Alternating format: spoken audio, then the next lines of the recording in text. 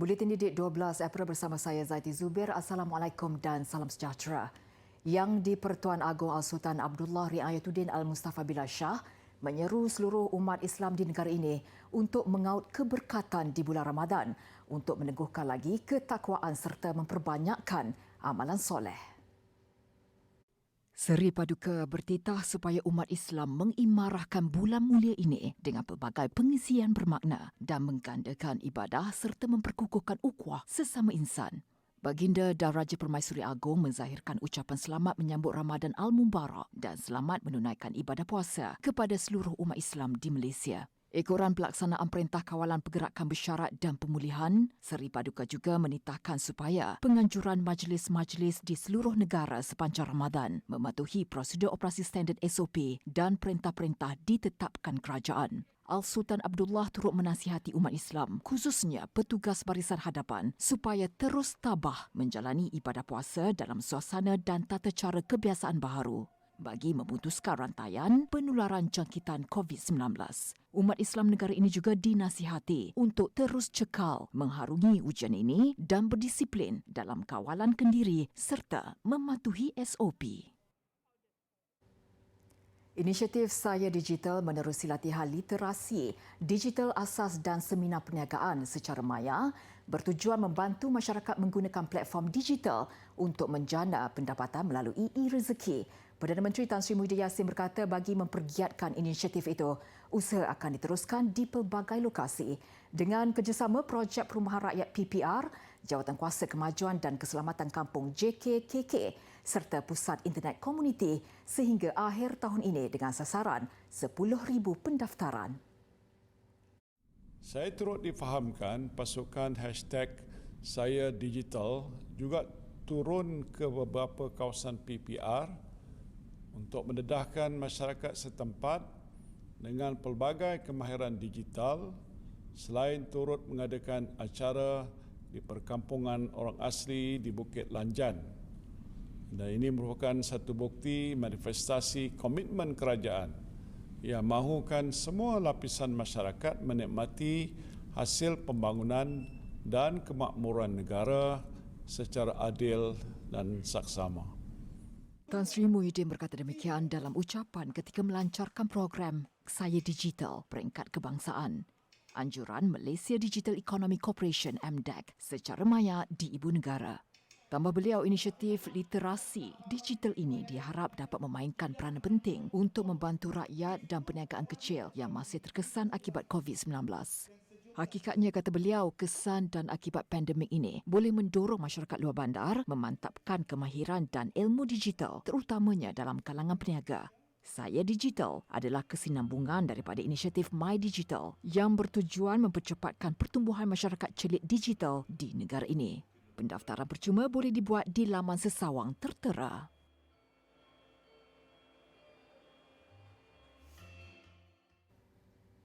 $8,500 belia berdaftar sebagai sukarelawan sokongan vaksin Malaysia MyVac untuk membantu petugas barisan hadapan dalam urusan penyampaian vaksin kepada penerima. Ketua Pengarah Jabatan Belia dan Sukan Negara, Datuk Dr. Wasita Muhammad Yusof berkata, mereka ditugaskan di pusat pemberian vaksinasi PPV di seluruh negara pada pelaksanaan fasa kedua program imunisasi COVID-19 kebangsaan bermula 17 April ini. Tambah beliau, 20 sukarelawan akan ditempatkan di setiap 607 PPV. Mereka akan komplement tugas-tugas di beberapa checkpoint yang dapat memberi kelancaran dari segi pendaftarannya, membuat pengesanan dari segi pendaftaran dan status yang berkaitan dengan pendaftaran dan apa kekangan kalau ada atasi di situ. Dekat situ juga akan ditentukan mereka pergi ke checkpoint pendaftaran dan jadi checkpoint yang berkaitan dengan benda-benda yang tak berkaitan dengan kemahiran kesihatan tu diberikan kepada sukarelawan MyVac melaksanakannya. Permohonan menjadi sukarelawan masih dibuka kepada semua rakyat Malaysia berumur 18 hingga 40 tahun serta sihat tubuh badan. Beliau berkata demikian ketika ditemui media selepas lawatan kerja ke PPV Kuala Nerus di Stadium Tertutup Gong Badak. Inisiatif MyVac dilancarkan Menteri Sains, Teknologi dan Inovasi merangkap Menteri Penyelaras Program Imunisasi COVID-19 Kebangsaan, Khairi Jamaluddin, 15 Mac lalu. Sementara itu, Khairi memberi jaminan bekalan vaksin dijangka pulih sepenuhnya Jun ini selepas Malaysia turut menerima kesan masalah rantaian bekalan di peringkat antarabangsa. Masalah itu berikutan tindakan negara maju yang membeli vaksin dengan jumlah yang banyak sehingga 5 kali ganda. Ini adalah disebabkan rantaian bekalan di peringkat dunia menghadapi pelbagai masalah dan cabaran dan juga sikap daripada negara-negara maju yang telah beli dan telah menempah bekalan vaksin dengan kadar yang begitu besar sehingga mereka telah beli untuk dapat memberi vaksin kepada setiap penduduk mereka 5 kali ganda. Jadi sikap tamak daripada negara-negara maju ini adalah antara sebab negara-negara membangun seperti Malaysia dan juga negara seperti Australia menghadapi masalah dari segi bekalan vaksin buat masa ini. Dalam pada itu, Khairi memaklumkan vaksin Sinovac akan diberi kepada warga emas berusia 60 tahun ke atas pada fasa kedua program imunisasi COVID-19 kebangsaan yang dijadual bermula 19 April ini. Keputusan Jawatankuasa Jaminan Akses bekalan vaksin COVID-19 JKJAV itu selepas mengambil kira penilaian data terkini serta perkembangan amalan penggunaan vaksin terbabit di negara lain.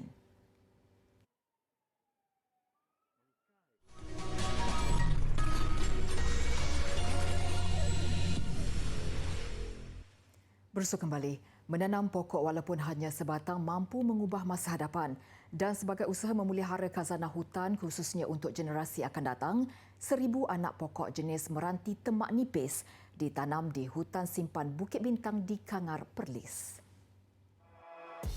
Kira-kira 100 sukarelawan daripada 7 NGO terlibat menjayakan program sempena kempen penghijauan Malaysia penanaman 100 juta pokok siang tadi. Tanam pokok. Seronok tak? Seronok? Rasa macam mana tanam pokok? Best. Sebab tak mahu bumi panas. Sebab tu kita tanam pokok lah. Berapa dah pokok tanam tadi? 3. Pelajar berkenaan turut berkongsi ilmu terutamanya cara ikatan dan simpulan tali sewaktu mengikat anak pokok. Itu yang kita terapkan sebenarnya. Pembelajaran macam ni dia tak terdapat dalam sekolah lah. Memang akan berlaku di luar sekolah dan mana jenis-jenis ikatan ni memang wajib bagi setiap ahli pengakap, sama ada pengakap kanak-kanak sendiri ataupun siapa saja ahli pengakap, memang akan mempelajari beberapa jenis-jenis ikatan yang kita rasakan berkeperluan dalam kehidupan pelajar sendirilah. Usaha ini diharap dapat mengurangkan kesan cuaca panas dan kering yang akhirnya mengurangkan kesan gas rumah hijau. Lebih 200,000 pokok akan ditanam di Perlis dalam tempoh setahun bagi melengkapkan penanaman 1 juta pokok dalam tempoh 5 tahun bermula tahun ini sehingga 2025. Jabatan Pengangkutan Jalan JPJ menawarkan diskaun 70% selama 2 bulan bermula esok, termasuk kes yang masih dalam tindakan senarai hitam. Tawaran diskaun untuk saman yang boleh dikompaun itu adalah bersempena sambutan ulang tahun ke-75 JPJ melibatkan 3.5 juta saman aktif yang dikenal pasti sejak 2010 hingga Mac tahun ini. Menteri Pengangkutan Datuk Seri Dr. Wika Siong berkata, pembayaran saman dengan diskaun yang ditetapkan itu boleh dibuat di semua pejabat JPJ serta secara dalam talian melalui portal rasmi jabatan. Kita kalau boleh galakkan mereka buat secara online. Ini memudahkan kerja kita dan juga tidak memudaratkan orang awam. Okay? Dan ianya juga dapat mengelak daripada kesakan di kaunter. JPJ juga memperkenalkan sistem menunggu giliran secara online iaitu JPJQ hari ini bagi mengelakkan 3C iaitu tempat sesak, sempit dan duduk dalam jarak yang dekat di semua premis dan kaunter JPJ. Aplikasi mudah alih ini membenarkan pelanggan membuat pilihan cawangan JPJ yang tidak ramai pelanggan serta menggunakan kod QR untuk mendapatkan nombor giliran. Ia juga mesra orang kurang upaya OKU serta warga emas. Bersempena ulang tahun kali ini, JPJ turut melancarkan siri nombor pendaftaran FD bagi wilayah Persekutuan Putrajaya yang boleh dibida selama 5 hari bermula hari ini melalui sistem bidaan nombor pendaftaran kenderaan dalam talian. Bidaan akan ditutup jam 10 malam Jumaat ini dan keputusannya diumumkan pada 17 April. Peratusan capaian isi rumah kepada internet meningkat kepada 91.7% tahun lalu berbanding 90.1% pada 2019 menurut Jabatan Perangkaan Malaysia. Capaian oleh isi rumah terhadap telefon bimbit dan komputer juga masing-masing meningkat kepada 98.6% dan 77.6% tahun lalu. Ketua Perangkaan Datuk Seri Dr. Muhammad Uzir Mahidin dalam satu kenyataan berkata, kaji selidik yang dilaksanakan ketika pandemik COVID-19 memberi kesan di mana penggunaan internet dalam kalangan masyarakat Malaysia berusia 15 tahun ke atas meningkat dengan ketara kepada 89.6% pada 2020 berbanding 84.2% pada 2019. Dr. Muhammad Uzir turut maklum aktiviti internet yang paling popular di Malaysia adalah menyertai rangkaian sosial. Bagaimanapun ketika pandemik, penggunaan internet meningkat dengan ketara bagi perkhidmatan berkaitan aktiviti pembelajaran, e-kesihatan, e-kerajaan, e-dagang dan hiburan. Antara aktiviti berkaitan membuat pesanan barangan atau perkhidmatan dalam talian, mendapatkan maklumat kesihatan menggunakan perbankan internet dan menjalani kursus tidak formal dalam talian. Tambahnya, peratusan membuat pesanan barangan atau perkhidmatan melalui telefon, WhatsApp dan Facebook juga meningkat kepada 54.4% daripada 22.5% pada 2019. Peratusan pengguna internet menggunakan saluran e-kerajaan bagi mendapatkan maklumat daripada organisasi kerajaan turut meningkat daripada 45.5% pada 2019 kepada 52.9% tahun lalu.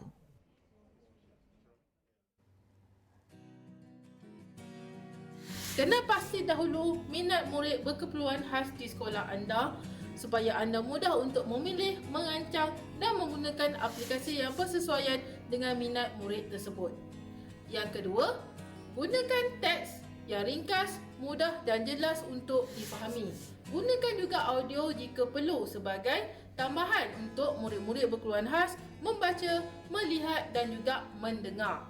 Yang ketiga, sekiranya anda menggunakan imej di dalam aplikasi anda, pastikan anda menggunakan imej yang jelas dan memberi maksud yang tepat tentang sesuatu perkara.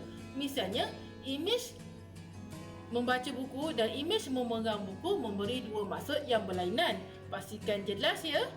Dan yang tak ayah sekali, tahukah anda setengah perisian seperti Microsoft mempunyai fungsi-fungsi khas yang tertentu bagi murid berkeperluan khas. Misalnya fungsi image reader yang boleh didapati di dalam Microsoft PowerPoint, Microsoft Word, Microsoft Note dan sebagainya, di mana ia membantu untuk meningkatkan keupayaan membaca dan menulis murid berkeperluan khas. Jangan lupa explore ya. Jumpa lagi.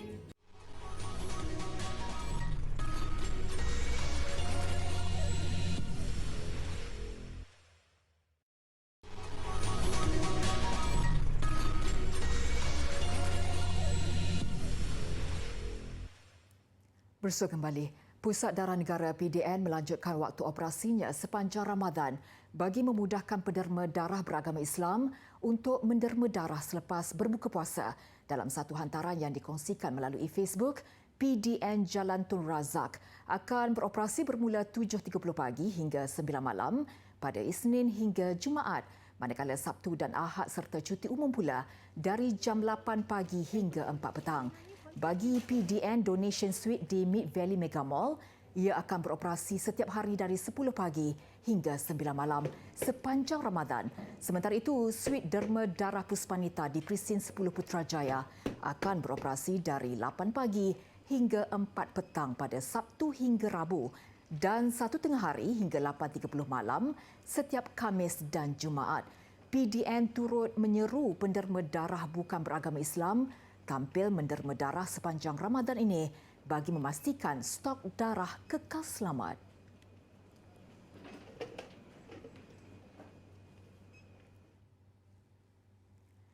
Bandar Muar di Johor dipilih antara beberapa bandar utama di seluruh negara bagi menjalankan projek menguji keberdayaan Indeks Perpaduan Negara IPNES.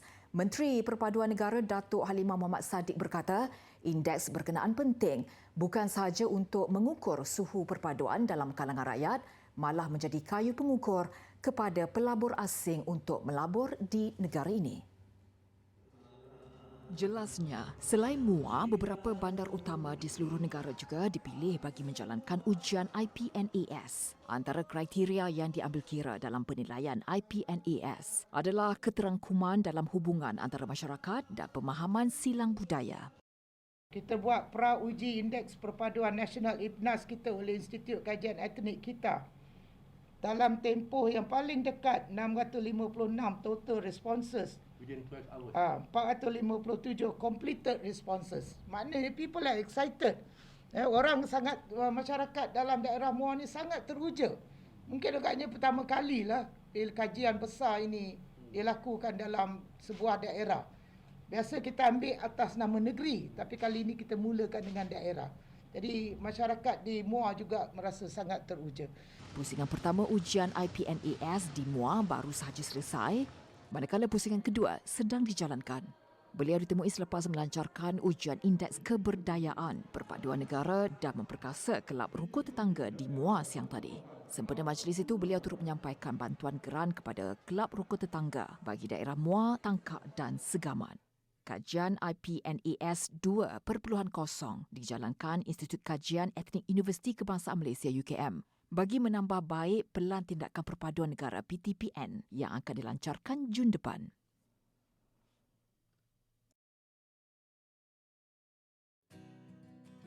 Sepanjang pengalaman saya di universiti ini, sekiranya pelajar tidak mempunyai minat dalam satu-satu kursus yang diambil di universiti, dia akan mendatangkan sesuatu masalah yang berpanjangan kerana sesuatu kursus terbabit memerlukan daya usaha yang berterusan bagi meneruskan kelangsungan pengajian di universiti. Kursus-kursus yang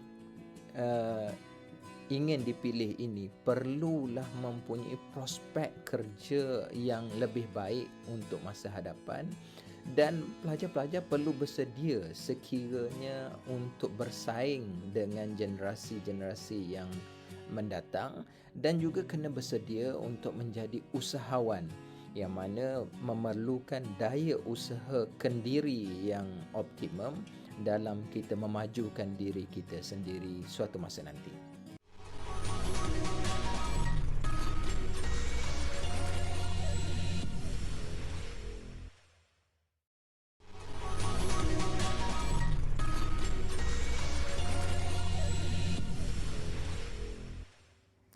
Penduduk di Kahirah, Mesir membuat persiapan akhir bagi menyambut Ramadan dengan membeli barangan keperluan di pasar. 2 tahun berturut-turut kedatangan bulan mulia ini sedikit sebanyak terjejas ekoran COVID-19. Namun penduduk mengakui Ramadan tahun ini lebih baik berbanding tahun lalu. Pihak kerajaan dilihat cuba mengimbangi antara tradisi dan ekonomi serta keperluan melakukan penguatkuasaan ekoran pandemik COVID-19. الحمد لله السنه دي رمضانيه جميله قوي احسن من السنه اللي فاتت كتير. السنه اللي فاتت كان كورونا وكان في حظر بصراحه كان الجو مش حلو خالص. الحمد لله السنه دي بقى في وعي كتير قوي بصراحه وبقى في لقاح وناس مخليه بالها قوي يعني الحمد لله. Suasana di pasar-pasar sekitar Kahirah kelihatan lebih baik dengan jumlah kehadiran pengunjung yang sederhana. Orang ramai mengambil peluang membeli kurma dan makanan serta barangan perhiasan seperti lampu yang menjadi tradisi sepanjang bulan Ramadan. أسعار البلح السنة دي برضه كويسة يعني في متناول الجميع يعني بلح بادئ من 10 جنيه لحد 25 جنيه و30 جنيه لكن كله كويس سواء ده أو ده كله كويس اللي فارق ده من ده المقاس مقاس البلحية بس. Mesir dengan populasi lebih 100 juta penduduk mencatatkan lebih 210,000 kes COVID-19 dengan lebih 12,000 kematian. Di Yaman pula, penduduk sana melancarkan kempen persediaan dengan melakukan pembersihan di sekitar bandar. Faham dengan kekurangan sumber dan keuangan dalam melaksanakan pentadbiran, mereka tidak bergantung kepada pihak berkuasa tempatan semata-mata. معروف أن شهر رمضان شهر الخير والنظافة وبالتالي نحن خرجنا لنستعد لهذا الشهر، نستعد له من كل الجوانب. أولا نعزز قيم النظافة في أحيائنا وشوارعنا وبيوتنا ومنازلنا، أن نكون عامل مساعد للأجهزة الحكومية خصوصا في ظل العدوان وانعدام المشتقات النفطية. معدات الدولة أصبحت لا تستطيع أن تغطي بشكل دائم.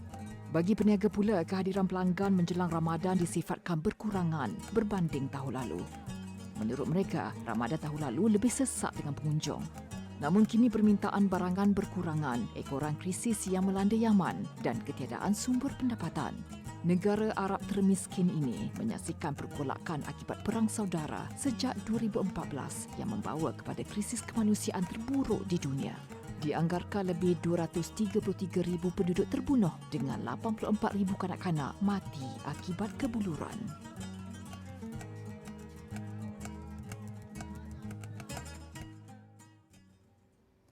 Rangkuman pertunjukan laser dan mural di Rusia mengakhiri buletin didik malam ini.